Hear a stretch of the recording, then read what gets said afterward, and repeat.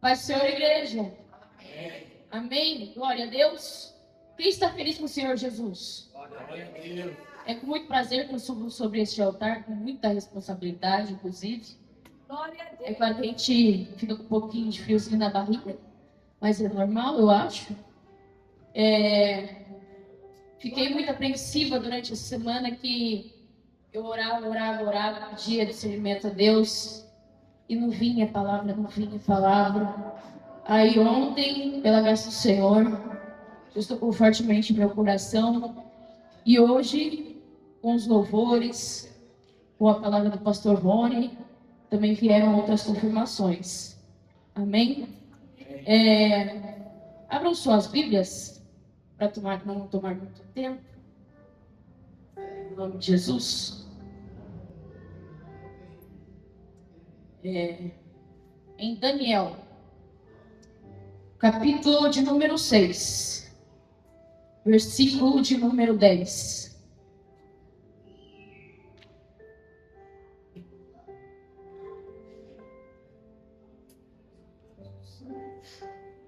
Já vou lendo, amém?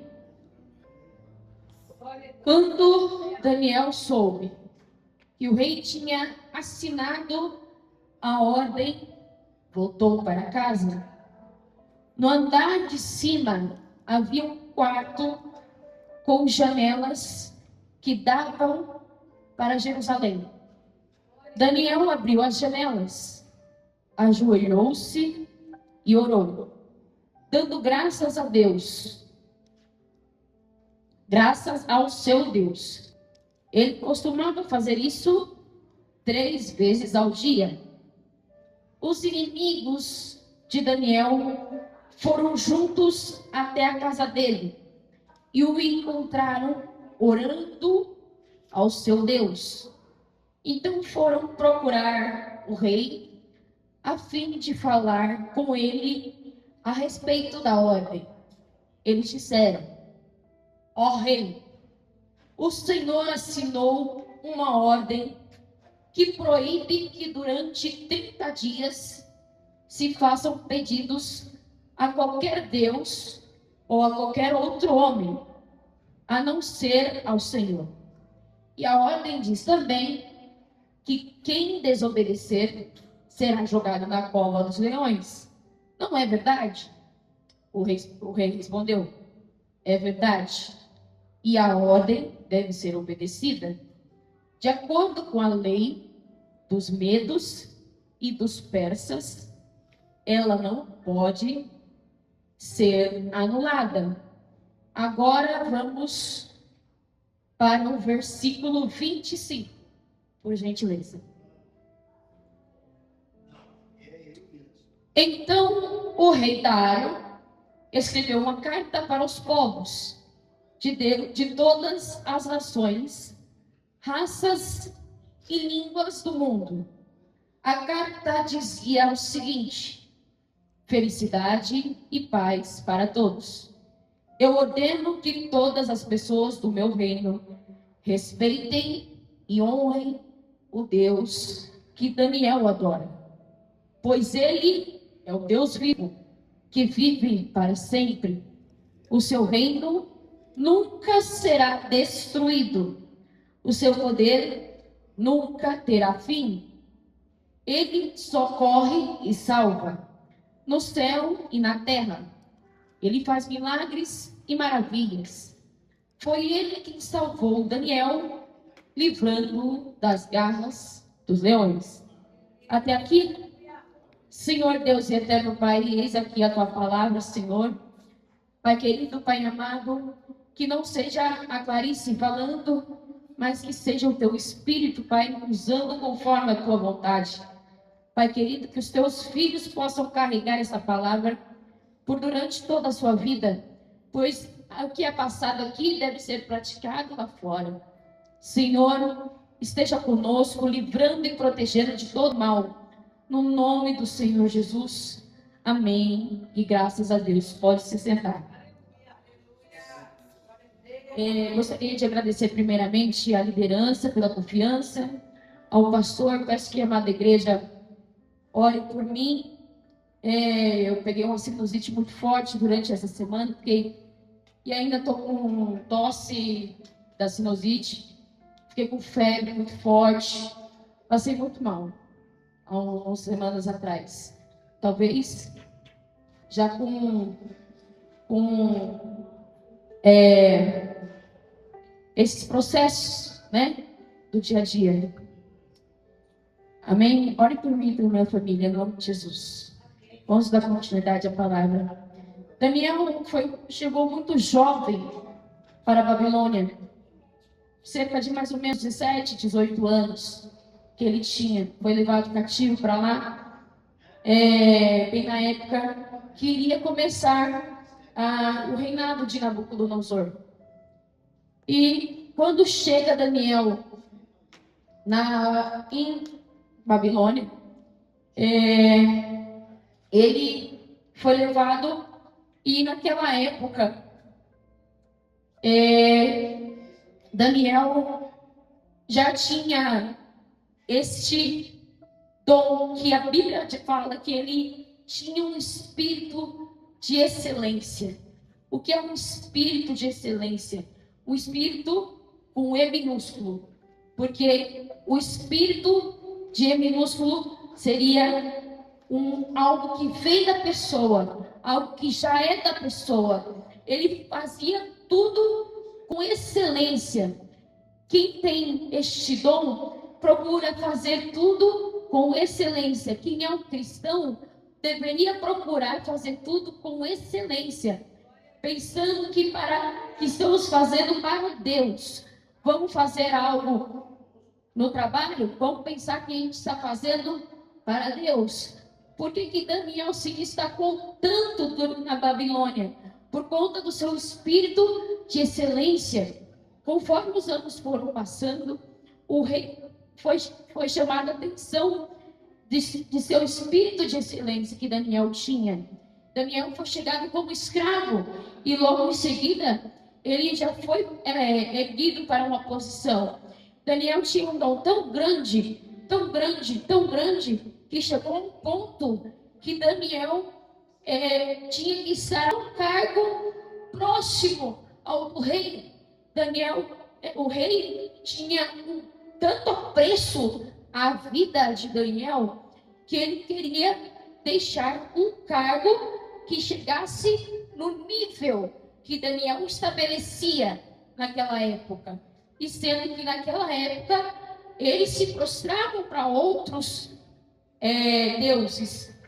E algo que me chama a atenção em Daniel é que ele mesmo jovem, ele mesmo estando naquela época, mesmo passando por diante de tantos reis, mesmo passando por diante de uma população que se prostrava, ele não foi influenciado. O lugar não influenciou Daniel a se curvar, a mudar, a ser influenciado para que ele se tornasse outro alguém, para que ele talvez fosse a um outro cargo. Mas pelo contrário, quem Daniel era, é quem ele fez se tornar um grande presidente, porque a palavra vai nos dizer que Daniel chegou a um cargo acima dos presidentes. Ele primeiro, a palavra vai nos dizer no capítulo 1, que ele primeiro, o rei Dário primeiro queria colocar 120 presidentes. E acima dos 120 presidentes, Daniel era um dos 3 príncipes. E depois dos 3 príncipes, Daniel não era suficiente para ser um dos 3 príncipes. Porque o seu dom era tão excelente, que ser príncipe não cabia a ele. Era necessário algo a mais. E algo que me chama a atenção é que o rei enxerga esse dom em Daniel. O próprio rei enxerga esse dom em Daniel. Então, o rei Dário coloca ele acima dos príncipes.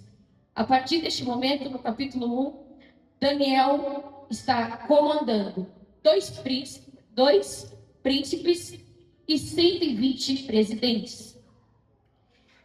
Eles foram erguidos pelo rei Dário para que protegesse ao rei Dário. E toda vez que um reinado é levantado para que isso chegasse a uma proteção ao rei, isso gera medo na população. Isso gera medo. Então, o que aconteceu? Daniel tinha uma proteção. A partir do momento que você é levantado a um cargo, você que é cristão, voltado a Deus, você tem uma proteção divina. Você tem uma proteção na qual ninguém pode te derrubar, e é isso que Daniel carregava. Você precisa entender que a partir do momento que você só tem uma posição, que Deus te coloca, é a partir daí que começam as lutas. Ah, tem tudo bem. Tá tudo maravilhoso. Nada que pode me parar. Eu não vou falar para você encher o seu ego falando que não existe prova na vida de um cristão. Existe prova na vida de um cristão. Mas eu vou falar algo mais profundo ainda. Existe prova na vida de um cristão, mas também existe Deus. Existe prova na vida de um cristão, mas existe livramento. Existe prova na vida de um cristão, mas tem alguém cuidando de você.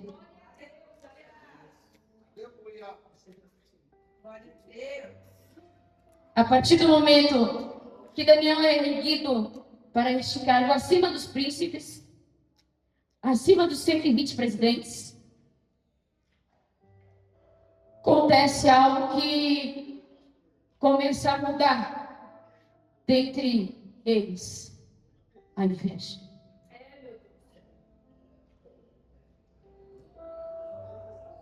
Algo que me chama muita atenção é que nessa época Daniel já tinha promessa. O que eu quero falar para você é que Deus faz promessas. Daniel tinha promessa, Davi tinha promessa, José tinha promessa, Abraão tinha promessa.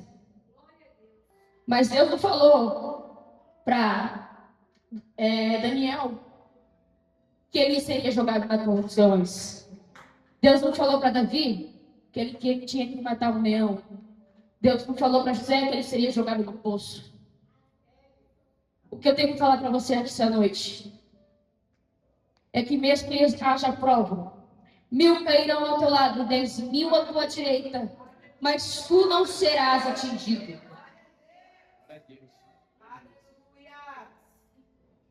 Daniel sofreu inveja. José sofreu inveja. Mas Deus propôs livramento. Só que algo que você precisa carregar no seu coração é a fé. Não permita que o processo abale a sua fé. Pessoas que não têm discernimento da palavra, e eu ouço com dor no coração ouvindo. Falam que é uma história de fábulas. Noé colocar vários animais dentro de uma arca. É uma história de fábulas abrir o mar. É uma história de fábulas você não ser queimado na fornalha. Mas o que eles não conseguem entender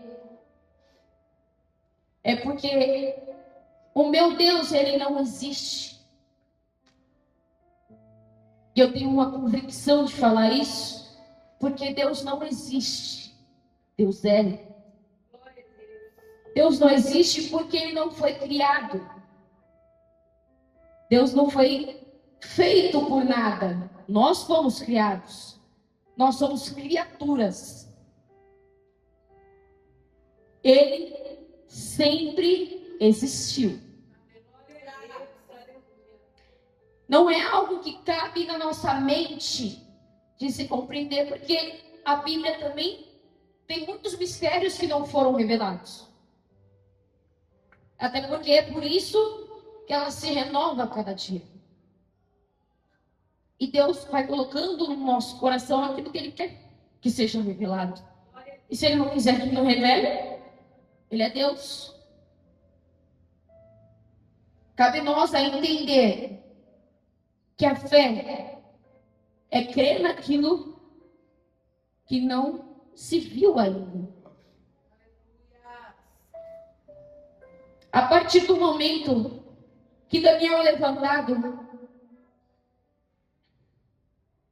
a palavra vai nos dizer, em Daniel 1, versículo 8, que ele tem um coração que não se pode contaminar. Daniel não quis ao menos comer a comida do rei. O rei queria que os escravos, antes dele ser erguido como governador, presidente, enfim, ele era escravo. E o rei queria que os escravos fossem bem alimentados. Ele falou: não vou comer essa comida. Não vou me prostrar diante de Deus, de outros deuses. Daniel tinha um coração tão íntegro. No capítulo 10, versículo 11, vai dizer: Daniel é um homem muito amado. Imagina Deus mostrando para um anjo assim. Eu fico conjecturando. Está vendo aquele meu servo? Ele é o meu servo mais amado. Está vendo aquele meu servo? Ele não se contaminou com nada. Está vendo aquele meu servo? Ele está na Babilônia. Está vendo aquele meu servo? Ele me adora. Está vendo aquele meu servo? Ele comanda 120 presidentes, 2 príncipes, e ora 3 vezes ao dia. E tem gente falando que não tem tempo para orar. Às vezes, a oração não precisa ser: Pai nosso que está no céu, santificado seja o vosso nome, venha a nós o vosso reino. É a oração que Jesus ensinou. Nós devemos orar. Mas quando você faz de coração aberto, falando: Deus, me perdoa. Deus, eu sou falha. Deus, muda esse meu coração de pedra. Se prostre para o Senhor, falando de dentro para fora aquilo que mais te aflige, onde a alma mais dói, você tem que falar para Deus. Sabe por que eu estou falando que você tem que falar para Deus? Aqui fala que o rei gostava muito de Daniel. E quando eu vejo que a inveja começa, e eles tramam contra Daniel, para que algo o derrubasse, eles procuram pequenas coisas, inclusive dentro daquilo que ele adora, o Deus dele. Satanás usa assim, articulado. Ele fez assim no céu. O que eu te peço hoje é que você leia mais a palavra. A partir do momento que você lê mais a palavra, você se torna um servo excelente. A própria ciência diz que a Bíblia é capaz de curar uma depressão. A ciência. A partir do momento que você começa a ler a palavra, você começa a ser renovado. Algo muda dentro de você. o seu semblante muda. E o seu espírito é testificado. Porque o seu comportamento também muda. E a palavra vai nos dizer que a partir do momento que a inveja acontece, e eles articulam algo contra Daniel, eles buscam algo que voltasse daquilo diante que ele adora. Então eles buscam uma artimanha, conversam com o rei, para que o rei pudesse condenar. E o rei, inocente, na minha mente, não imagina que era contra Daniel. Então eles veem que Daniel está se prostrando, mesmo diante desta lei, para o seu Deus. Daniel orando 3 vezes ao dia. Aí, a partir deste momento, o rei torna a lei ativa e manda Daniel para a cova dos leões. A partir do momento que Daniel vai para a cova dos leões, Daniel jejua, Daniel ora. E o que eu quero dizer para você, não jejue, não ore na prova. Jejue antes da prova, no meio da prova, depois da prova. O jejum e a oração não é uma forma só de escapatória, é de preparo. Você tem que estar revestido, preparado, coberto, pronto para o que der e vier. Daniel estava pronto, revestido. Ele sabia do Deus que ele tinha. Ele foi jogado na cova dos leões. O leão jejuou naquele dia. Nem abriu a boca. Depois, nessa mesma época, Sadraque, Mesaque e Abednego também ocorreu a mesma situação. Eles foram jogados dentro da fornalha. Os 3 foram jogados dentro da fornalha porque também não se prostraram. Sabe o que eu estou querendo dizer para você essa noite? Não é o cenário que tem que mudar você. Adão e Eva estavam no paraíso e eles pecaram. Não é o cenário que vai influenciar você.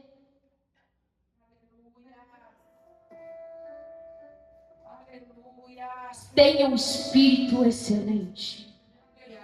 Busque um espírito excelente. Daniel se destacava porque ele era bom em tudo que ele fazia. E a inveja predominou.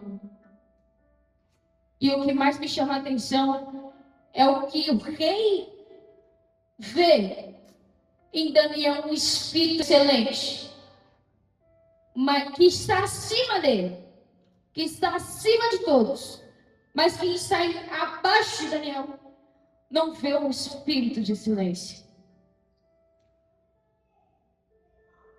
Não permita que a inveja domine você.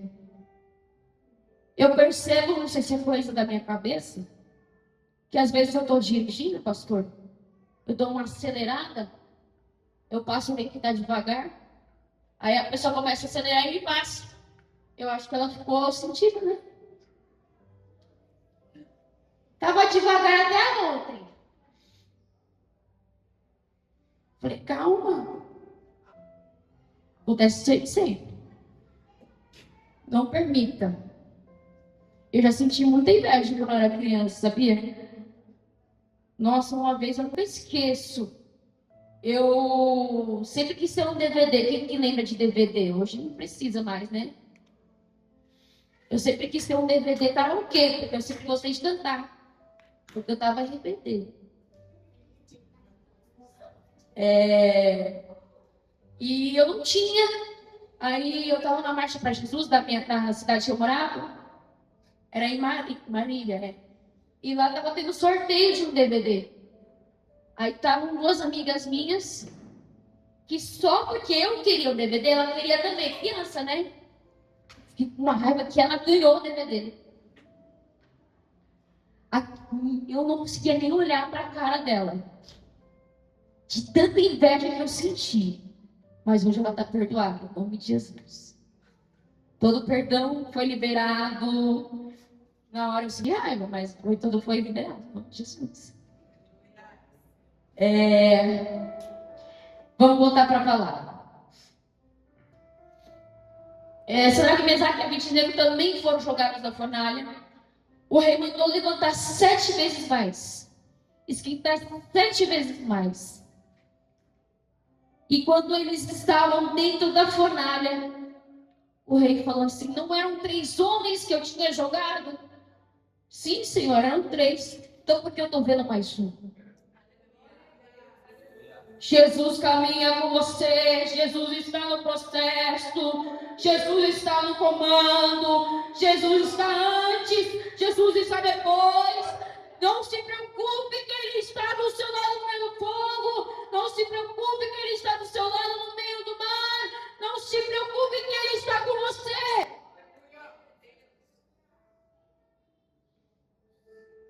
Independente da situação, não é conto de fábulas. Tenha fé, é impossível. É impossível aos nossos olhos. Nós somos humanos, nós somos carnais. Nós não somos Deus. E você quer ter o controle de tudo. Tira o controle das suas mãos e coloca nas mãos de Deus. A partir do momento que você consegue entender e aumentar a sua fé, o 4º homem vai andar com você. Não permita que o processo te pare.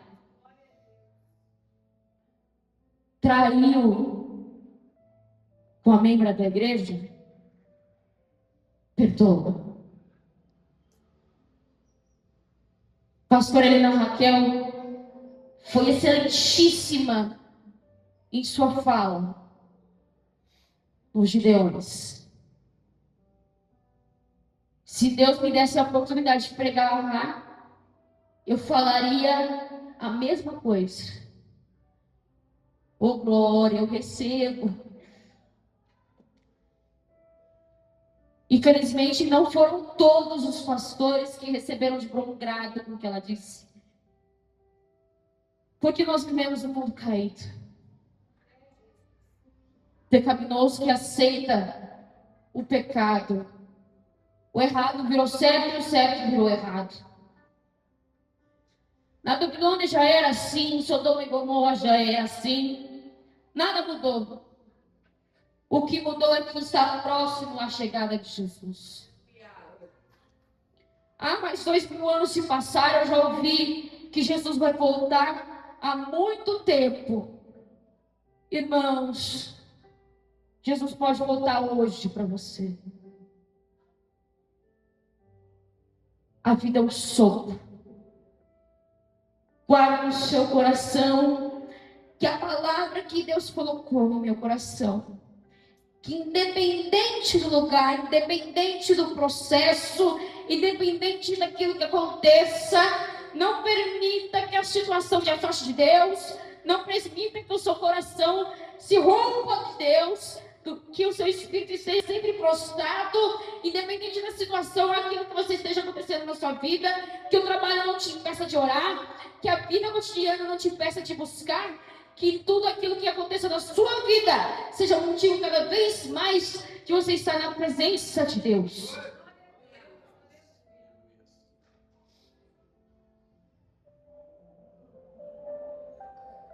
Há muitos momentos que se passaram em minha vida, mesmo depois de convertida, que o processo doeu muito em minha alma. E eu tentei não esfriar espiritualmente. Já quase aconteceu eu esfriar espiritualmente dentro da igreja. Mas quando eu voltei, que não foi tanto tempo, foi mais ou menos um mês que eu fiquei um pouco afastada. Eu voltei e eu senti a presença do Espírito Santo batendo tão forte no meu coração que eu percebi que eu não vivo longe mais de Cristo. Eu não consigo mais viver longe de Cristo. Irmãos, a palavra de Deus vai nos dizer que é impossível o homem fugir do pecado, porque estamos num mundo caído, mas nós devemos buscar Cristo todos os dias. E é por isso que Cristo veio. Cristo veio para nos salvar. Eu quero te dizer essa noite que a palavra de Daniel aponta sim para Cristo. A partir do momento que ele não busca ao rei, não é porque o rei gostava de Daniel, que Daniel ia lá e falava: não me joga na cova dos leões, pelo amor de Deus, não me faz isso. Ele orou, ele buscou a Deus. É a partir do momento que isso aponta para Cristo. Sadraque, Mesaque e Abednego, quarto homem, aponta para Cristo. A Bíblia de A a Z aponta para Cristo. E a partir do momento que a sua vida for apontada para Cristo, você vai entender que sem Ele você não vive mais. Amém? Eu gostaria de chamar o grupo de louvor para me se preparando aqui no altar, em nome de Jesus. Enquanto isso,